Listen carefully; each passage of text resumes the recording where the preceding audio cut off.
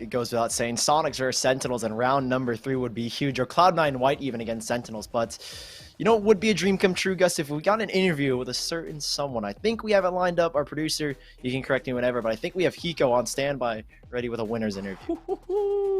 HIKO for an interview at any time now. So, folks, stay tuned. We're going to have that in just a little bit. And, no, Sully, I got to completely agree with you. That matchup seems to be the best, but guess what? We have a round 3 banger happening tomorrow, too. Currently confirmed. Complexity against Gen G. I mean, first of all, I mean, what a turnaround it's been for Gen G as of recent, and now Complexity, a team who's been touching a lot up on their roster at least. This is really their first opportunity after they've had some real consistent time to actually get together their roster and actually start to practice.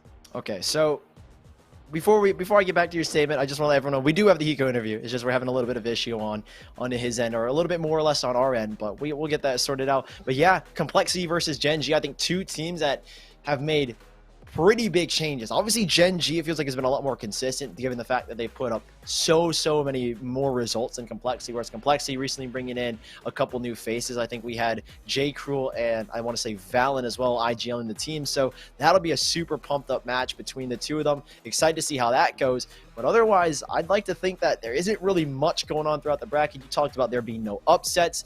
But, I mean, it feels like everything's pretty straightforward. The teams we expect to make it through have already made it through today, too. Yeah, not too many. Time In actually had a little bit of a heart attack over in round number 1 as they actually went up 2-1. But yeah, Sully, I'm excited for the future of this tournament for sure.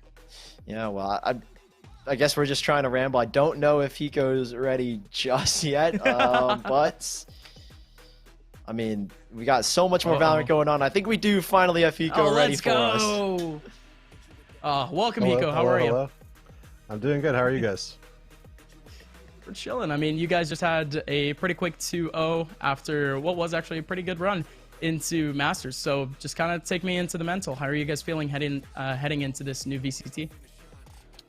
Yeah, I think our last performance at Masters definitely wasn't up to par with what we kind of expected to do, how we expected to do, what we expected to place. And we used the last week or so to kind of go back to the drawing board, look at comps, look at maps, kind of try to reinvent some stuff. Unfortunately, we didn't really have as much time as we would have liked. You know, I think maybe in a perfect world we would play around with, like, you know, Astra or maybe some other comp changes. But yeah, coming in, we're feeling confident, we're feeling good, and yeah, hopefully it'll kind of reflect over the next couple days.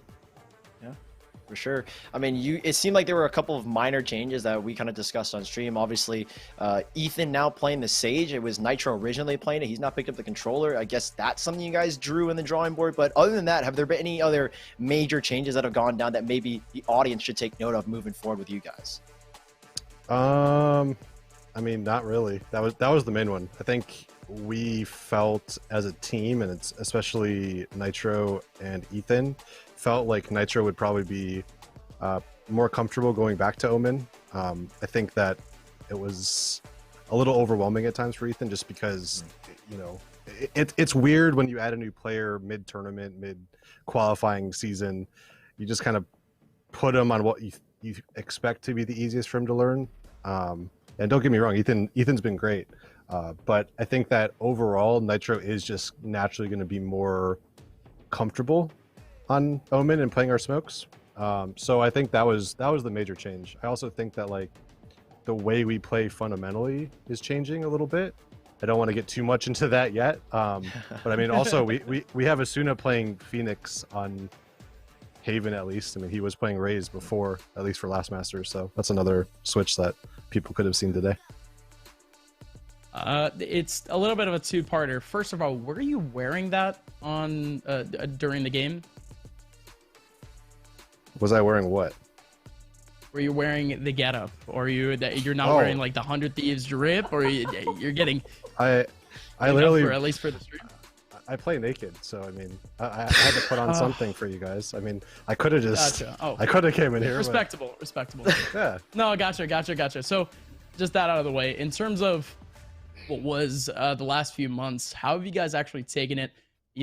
Taking it in terms of adjustments in game, because you guys already talked about, at least what was specific from the last tournament to now, but in terms of the team composition and more environment wise, have you guys been touching around a little bit more with just, I guess you could say, chemistry, talking to Jovi and Frost a little bit more?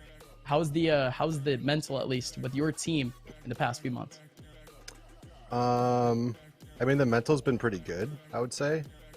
Definitely, I mean, losing a tournament the way we did in that fashion definitely didn't help. But I think, I think we ended up losing on like a Friday or Saturday. I think we lost on a Friday and we stayed in LA. I don't know if a lot of people know, but we were actually in LA in the 100 Thieves Cash App compound for that entire for the entire Masters. So we stayed in LA for another 3 or 4 days, had a content day. We had just did some team bonding exercises. We went to the beach one night, played games together. So I think as far as like interpersonal, like inner team relationships go, I think things are good. I think Ethan fits right in. He kind of has, he's kind of young, but he kind of has the same kind of humor that me, Steel, and Nitro have. And as soon as they're just weaving around, whatever that means. I'm not really sure what that means, but that's what he's doing. Yeah, I think in overall, we're a team that doesn't really have many relationship problems. So I think that's a good thing for us. We just have to kind of figure out what went wrong and worry more tactically and more in-game stuff. So it's something that I feel like some teams, especially in Counter-Strike, from my experience, some teams have problems with their relationships and their chemistry, but like I said, luckily for us, we're all pretty like-minded and we all get along pretty well. So yeah, I mean, before we let you go celebrate and everything, I just got one big question. I feel like everyone's thinking, if, or I guess in your case, when you guys make it to Iceland, who do you really want to face on the international stage from any region across the world? I think Vision Strikers is kind of the team that everybody is looking to. Like, these guys play so unconventional from NA, Europe, any region I've seen. Vision Striker just plays so weird and cool in my eyes. So I think that they're the team that I'm looking forward to play the most, just because they look so cool. But also the team that Angel is on. I said this in an interview before. When Angel says, I think he's on FPX now. I'm not entirely sure. But I'm pretty sure he is, yeah. He made a comment about NA only winning 2 rounds, and that's only if they win both pistol rounds, so against EU teams. He made this comment a few months back, like right before First Strike. I'd like to, put his mind to the test and see if he can do what he said. But I mean, we'll see.